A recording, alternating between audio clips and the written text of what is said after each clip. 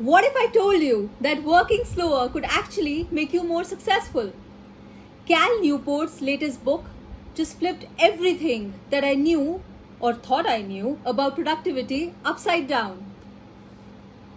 Hey everyone, if you're tired of the hustle culture telling you to do more, be more, achieve more, then this video is for you.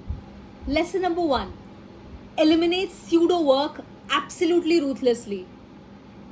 Newport defines pseudo work as anything that feels busy and productive in the moment, but actually doesn't contribute anything to real productivity.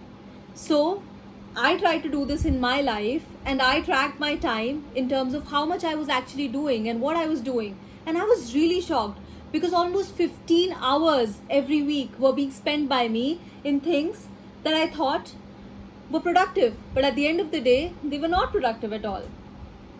Now I ask myself, does this directly contribute to my core work? If it's a yes, then I do it. If I think this is pseudo work, I absolutely ruthlessly eliminate it. Lesson 2. Fiercely protect your attention.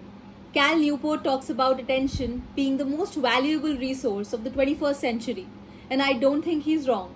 I think every single time you give into that email, you look at that notification, you go on that social media scroll, you're actually depleting your attention reserves. And you're taking away all the attention from deep work, where the magic really happens. In my case now, I've applied an app on my phone that actually blocks all the social media notifications and social media itself. Lesson number 3. Embrace seasonality. That's one thing that we can actually learn from nature. Nature has so many different kinds of seasons. There are times when you want to plant the seeds. There are times that you actually want to harvest. The same way, we should break down our work in terms of seasons and how and what season of life we are actually in. Instead of juggling every single thing, I personally deep dive into one type of work at a time, and I batch work accordingly. And that has really been a game changer for me.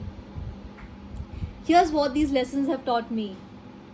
True productivity isn't really about doing more. It's about doing what really matters and what is actually going to help you long term in terms of your goals. I really hope some of these points are able to help you and make you feel and generally be more productive. I want to know which of these resonated the most with you. Drop them in the comments below.